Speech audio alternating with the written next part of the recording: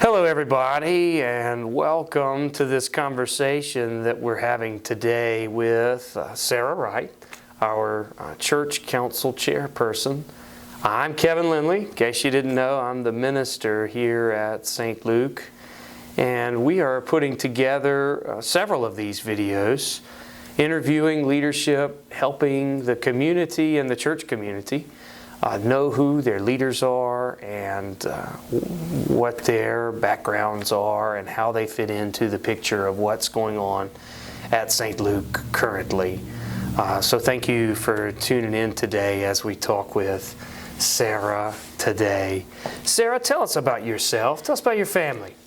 So I have been married to my husband, Adam Wright, for almost 23 years. We have 3 children. We have Joseph, Calson, and Parker. Joseph's married to Bethany and has a 16-month-old daughter, Molly.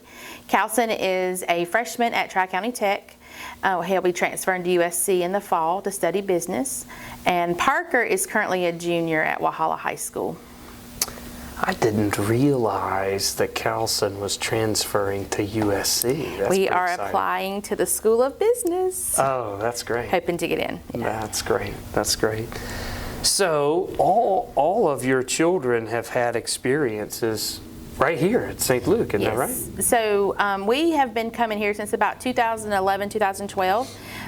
So Joseph was a teenager when we joined, but the 2 little ones have grown up here. They went through children's confirmation, youth, and all the way up. Yeah, I know Calson and Parker very well. Not so much Joseph, but Calson and Parker, because I've only been here for about 5 years. Right.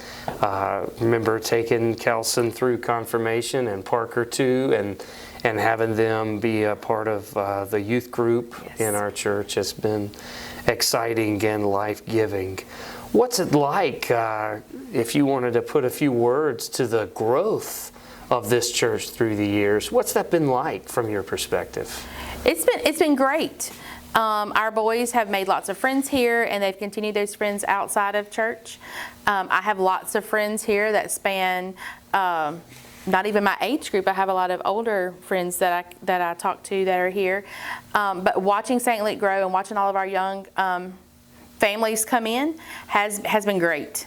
As a teacher, I get to see some of these children at school, and then I get a separate second view of them here at church and how they are growing in Christ and just showing everybody else how they love the Lord.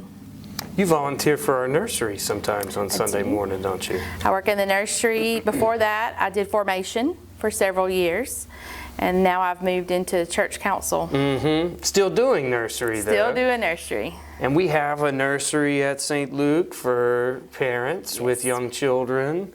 Starts at 9 a.m., 8:45-ish, and it runs all the way till 12 o'clock until the 11 o'clock service gets out. So whichever service you'd want to come to, we've got that covered for your smallest of children.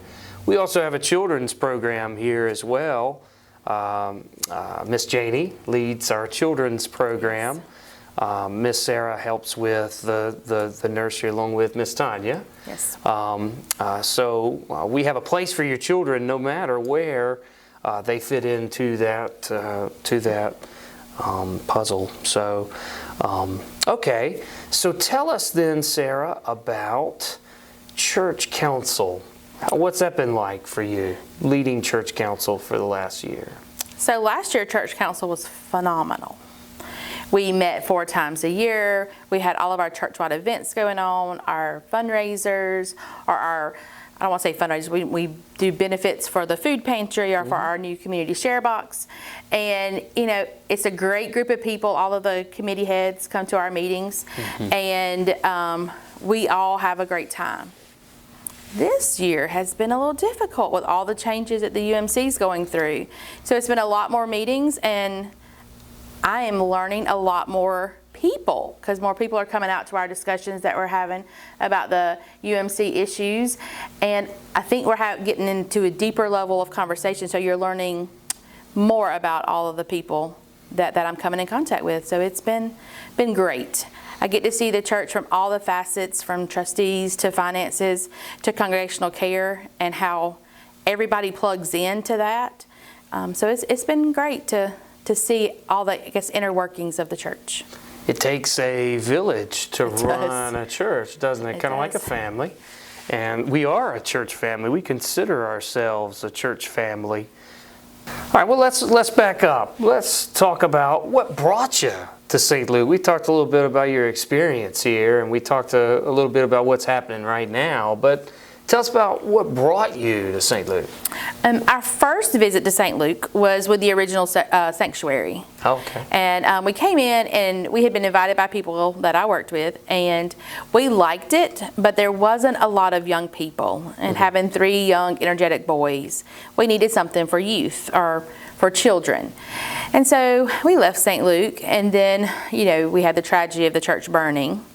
And about maybe 6 months after the church burned, we came back to visit again, and it was like the whole church had re-energized itself. And there were young people, and we were doing service projects and getting everything going, and it was just a phenomenal way for us to plug into St. Luke and share our time and talents, and our boys got to make new friends. So we've been here since then. Very good, very good. Yeah, that was an exciting, engaging, invigorating time in the history of St. Luke.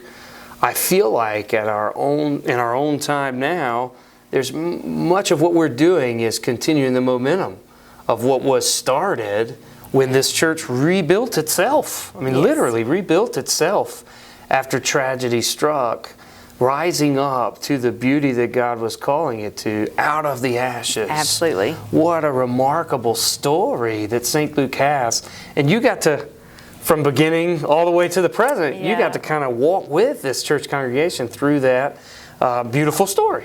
Yeah, and what was more beautiful is we have a lot of great woodworkers in our community, or in our church, actually, and they were able to salvage some of the, I guess, not burned as much wood and make beautiful altar pieces for us to continue to have a part of the old church with us. It's remarkable. The cross that hangs in our sanctuary was crafted from wood that came from the original church.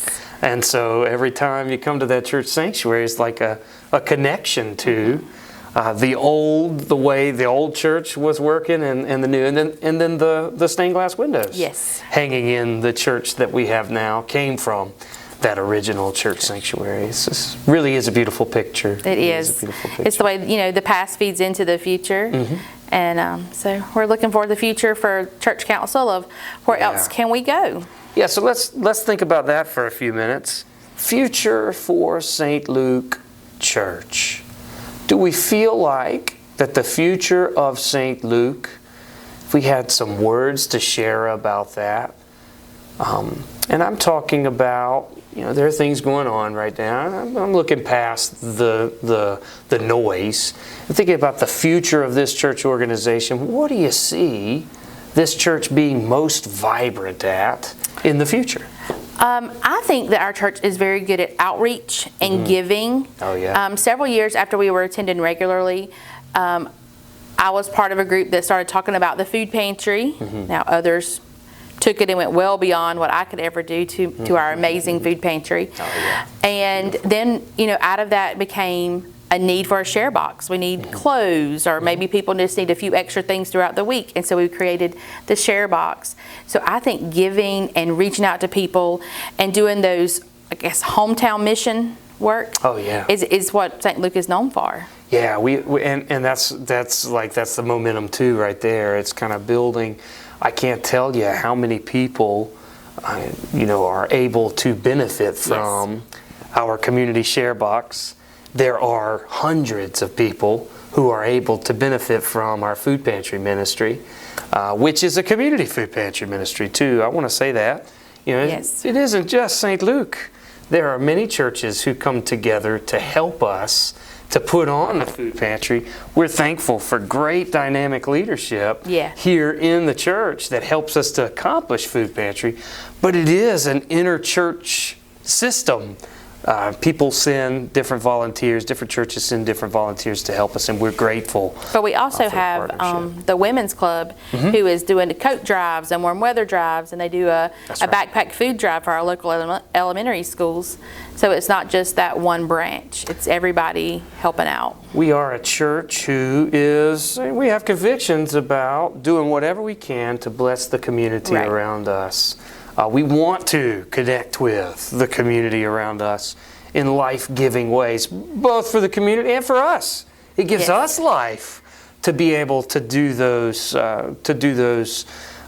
essential ministries in and amongst our community. Our youth group goes out and does random acts of kindness. So that takes us out of our church and into the public, so you don't have to come to our church every time. That's right. You'll see us out giving out money at the laundromat. We've hidden some stuff at Dollar Tree, a couple of dollars so that you buy things, Yeah. That's fun to take the kids out and watch that. That's right. That's right. So, Sarah, we've got several services that we offer on Sunday mornings here at St. Luke. We got our traditional service. That's at 11 o'clock, and it's over in the sanctuary. And then we have a contemporary service. We call it the intersection. We say, hey, the intersection is a place where it's okay, even if you're not okay. Right. It's okay to be here. This is a place for whoever you are, whatever you're going through, whatever burdens you're carrying. You belong in this community of faith here at the intersection. A lot of young people, young families really love that, don't they? They do, because you don't have to dress up. Yeah, that's right. You come in your blue jeans and your nice shirt, and then next thing you know, you're headed to the lake for a day after church, or your groceries, or running errands. Whatever you got left to take care of today. Exactly, and the kids have fun. The music is upbeat. It is. And there's a lot of energy. Then the kids can go to children's church. Then they come back in. There's still more energy. So I think it's great for those energetic young kids.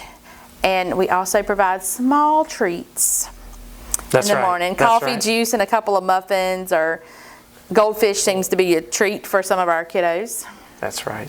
Yeah, I can't go without the coffee. So the coffee is definitely always there at the 9 o'clock, so 9:02 service. So yeah, and I'm there. Usually I'm dressed a little bit down, got my blue jeans on too. It is very informal, very casual, which we love. Yes. And look, you're invited. We hope that you'll come and be a part of that community of faith.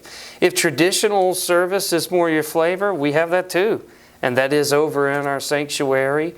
We'd love to have you at our 11 o'clock traditional service as well. We have on our website a list of all the different ministries and opportunities for you to be able to get engaged and involved here in this church. Come check us out. We'd love to have you. And thank you, Sarah, for letting us have a conversation with you today. We look forward to the fruitfulness of the ministry that you are helping to implement by being our church council chairperson. Well, it's my honor to be church council chair and to do what the church needs. Yes, ma'am. Yes, ma'am. Very good. Thank you for tuning in today, and we look forward to seeing you soon.